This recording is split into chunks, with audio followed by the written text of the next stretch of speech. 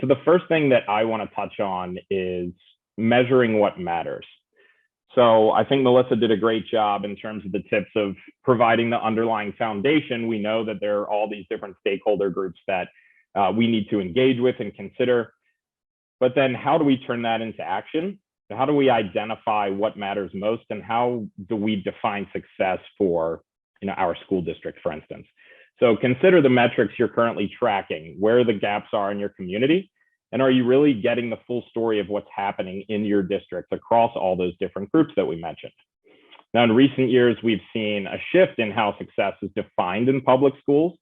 And rather than relying on standardized test scores and national benchmarks to gauge success, more and more districts have shifted their focus towards social and emotional learning, right? So prioritizing more nuanced metrics, such as student engagement, which Melissa touched on, of course, staff engagement, and parent satisfaction. So if we move to the next slide, so this was a recent Gallup study that surveyed more than 1,800 superintendents across the country.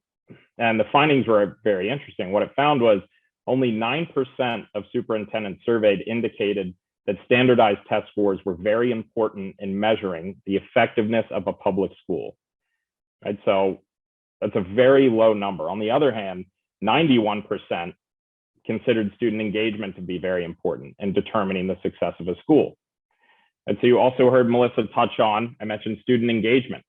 There was another study that found 53% of students are either not engaged or actively disengaged with their school. And this was a survey of more than 110,000 students.